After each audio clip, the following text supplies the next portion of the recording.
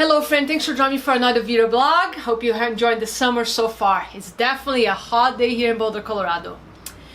Let's talk about control freaks. How many of you call yourselves control freaks or have called yourself control freak in the past, or you're surrounded by somebody or other people who are control freaks?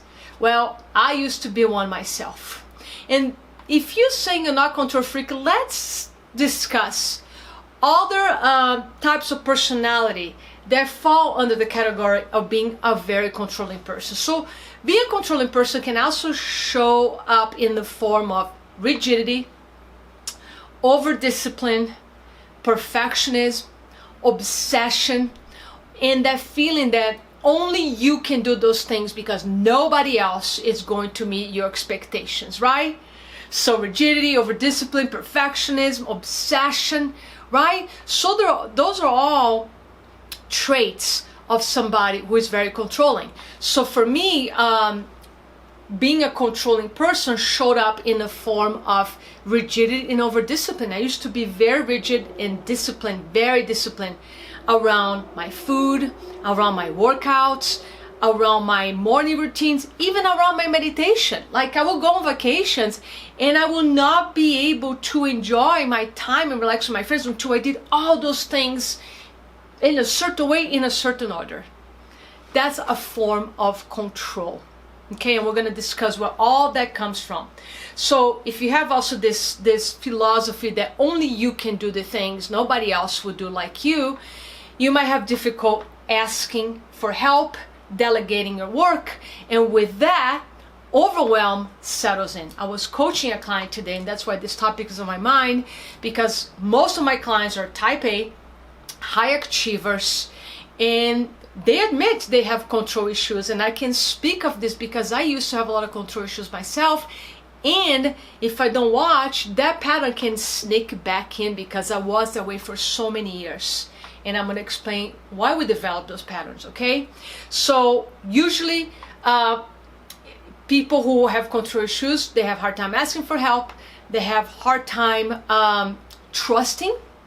We don't ask for help because we don't trust the other people are going to get the work done. And that's kind of how perfectionism shows up, right? So let's explore what is underneath all these patterns of control. One emotion. Fear. We fear. So let's go a little bit deeper. What's underneath fear is usually a sense of instability. We feel in our bodies, or in our minds, we feel unstable. We feel anxiety. And because those states create chaos, creates instability, we try to seek stability, or we seek stability outside. So we try to control our environment, sometimes even try to control people so we can get a sense of stability, because it's natural for us to seek stability. And if we don't feel anything that we don't feel here in our hearts, in our bodies, in our mind, we're going to try to find outside of us. And we know very well that doesn't work. That is the whole core of psychology, like, therapy, coaching, counseling, right? So that's literally the reason that drives us to work with somebody to help us to find that feeling of being calm, collected, centered. So we stop seeking validation of these emotions like happiness, control, stability, success, fulfillment. We stop seeking outside and we learn how to just feel all those things by sitting quietly at home alone. And that's I can say one of the core pillars of my coaching when I'm helping clients. Okay, so what's underneath control issues, it's fear. It's a sense that we're not stable, that we're not collected, that we're not grounded. So we try to control our environment and even people to have the sense of calm. Well, the problem of that, the more you try to control the environment and the more you try to control people, the paradox is the more out of control you will feel. Try to control the environment. For example, try to control the economy. Try to control your money. Try to be rigid about your money. Try to control your children or your partner or your friends or the community. It doesn't work, right? Because things are changing all the time. So when you seek for that certainty or stability outside of yourself, you actually feel more out of control. I asked my client point blank today, okay, you try to control everything. How much in control you feel? And she said, none. And that's usually the truth. So the paradox is the more you're trying to control external circumstances and people, the more out of control you will feel. So let's go even deeper. So now that you know that is fear. That fear really is usually fear of not being enough. It's fear of failure. And what the emotions there are with that fear are emotions usually of guilt. Guilt that you did something wrong in the past and you need to do it right now, so you become a perfectionist, like the pendulum, you go from one side to the other, so that can create rigidity. I used to do that myself. Also, the other emotion that is there is insecurity. I tried to do everything perfect, like my food, my workouts, even my meditations, because deep inside I was feeling insecure. I was feeling like I wasn't good enough. So I had to do those things outside so I could feel like I'm good enough, I'm fit, I'm healthy, to cover up my deep fear of not being good enough, or my own insecurity, or my fear of not being successful, right? So that's kind of the what it's, connect to that fear. Let's go even deeper. We always go deep here. So what creates that fear? We need to go back now to the root. We go back to childhood. I even made some notes here so I don't forget.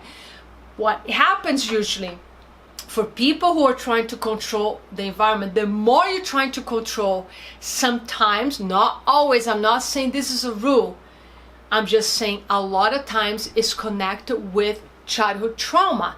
And trauma doesn't have to be big. Trauma is any time that a child doesn't feel loved, doesn't feel safe, doesn't feel seen, doesn't feel cared for. That is a trauma for a child. Now, of course, there's a big spectrum of how severe trauma can be. Unfortunately, I hear some really sad stories. But again, trauma can be in any of those categories. If you don't feel seen, heard, validated in your home, that can be a trauma. So when we have trauma in childhood, we learn survival, coping survival mechanisms. So if we're not feeling like, for example, some children, some people had a childhood where they could not trust their parents because their parents were constantly disappointing them. The parents did not follow through. Maybe one parent was an alcoholic, or the other parent was a drug addict, or there's just dysfunction in the home.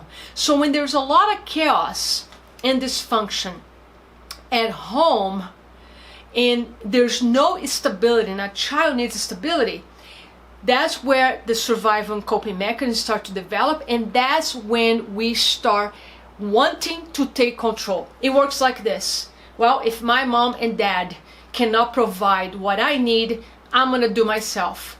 And that starts to set a lack of trust issue, because trying to control everything has a lot to do with lack of trust. So we develop, if we cannot rely that our mom and our dad are going to do the thing for us, with us when we're kids, we start developing that mindset of, I need to take care of myself because nobody will. I need to take care of these things because nobody will. And that's one of the roots of becoming control. Now, again, I'm going to repeat. I'm not making a rule. Not every control freak had that kind of hard trauma.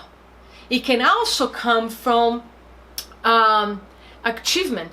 A lot of adults, I'm talking to adults here, a lot of us were raised in an environment where achievement meant feeling loved. That wasn't so much for me, but I work with a lot of high achievers that came from that environment. So when they were kids, they felt loved every time they achieved things. So if achievement equals love, then it's normal for those children to always push hard and, in a sense, control, become rigid, become over disciplined, so they can keep achieving, because there's association between achievement and love. And I see that a lot with the high achievers that I coach, the type A's. There's still the association, achievement and love, and that can lead to control issues. So again, lack of trust. Okay, lack of trust and the need to achieve in order to feel love are big roots of having a controlling personality. Okay, so think about, we all need love. That's the most fundamental thing that we all need. And a lot of us are still acting as that child, seeking validation in order to feel love. So that's something to think about if you have a lot of controlling patterns, or you feel insecure, or you're constantly trying to manipulate the environment so you can feel a sense of peace. And the truth is, again, you're never going to feel the control you want, the stability you want, the peace that you want by trying to control, manipulate the outside circumstances. This is about inner work, and that's the work I do with most of my clients. So let's talk about some strategies. What to do when, like, if you're watching this video and recognize, oh my God, that's me, and I want to start doing some work. I would say, first of all, give me a call and I can help you to solve these patterns in few weeks, in few months of working together. And if you want to start doing this work yourself right now, the first thing is accept that you have these patterns, and it's just a pattern. Do you notice that I use the word pattern? That's not who you are. We are not born being controlling people. We're not born that way. We are born trusting. We are born connected. We are born feeling loved already. And then, because of what happens through our lives, we develop certain patterns. So it's very important for you to know that the pattern is not who you are. You are not your pattern. You're not your behavior. You're not your thoughts. You're not even your emotions. So the good news is everything is plastic. You can reframe. You can remold and make a new form. Let go. Like, that's what transformation is, right? Transform. You take something of an old form and make a new form. Right? So you start addressing the controlling patterns by accepting and surrendering, and make space for that. Okay, I have some controlling issues. I have some rigidity. I have some too much rigidity around my discipline. Cool. You start there. Then the second thing is start practicing trust, and start with small things. Don't go to the big thing. Don't just give all your work to somebody to take care of. Start delegating small tasks to somebody. Let it go. Let it go the grip, right? Control. It's like this. You're gripping things so hard. So I'm saying start loosening up the grip. Let it go, right? So start practicing trust by asking for help. Also, a mindset that can help is to reframe perfectionism with excellence. Don't seek perfectionism. Seek excellence. And what is excellence? Excellence is showing up at your best with the resources you have right now. Showing up at your best with the resources you have right now. That's excellence. Okay? So that's a good place to start.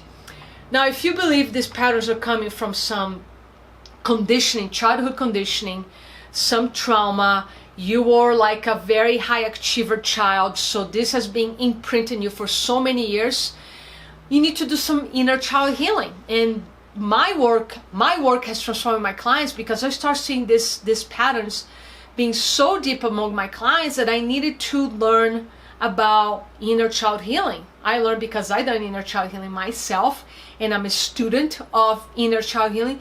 So now I help a lot of my clients not just to change mindset, to transform beliefs and all negative emotions, but also to do some inner child healing.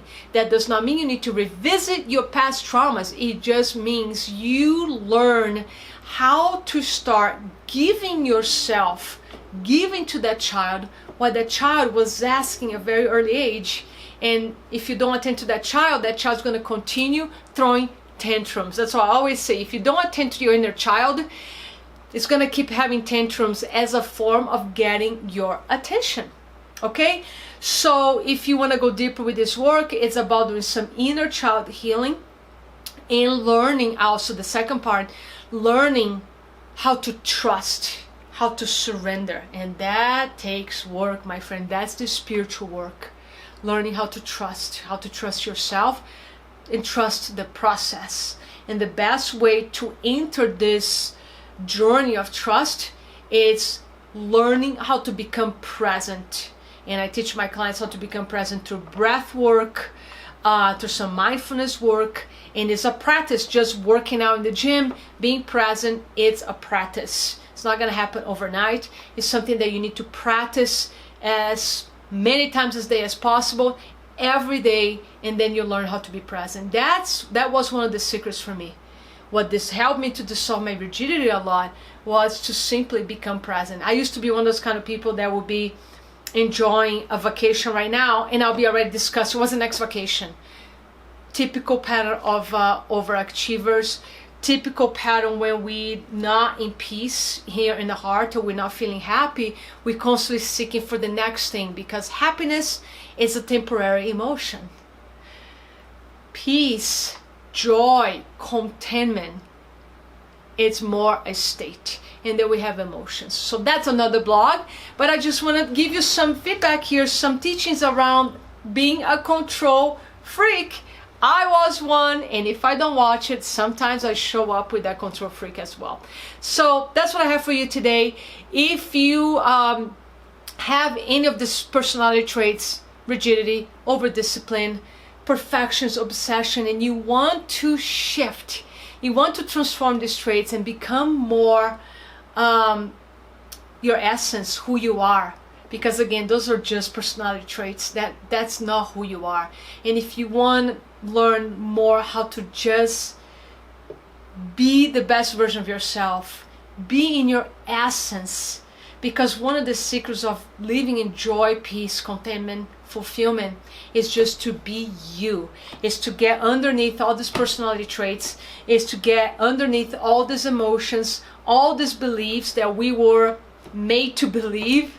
Basically, is to get in behind all that and find who you truly are, and then just be you every day. From that state of being, you get very inspired, and you know what the doing will be, so you can have the life that you want. So that's the be, do, and have creative process. So if you're curious about this work and you want to learn, let's book a call.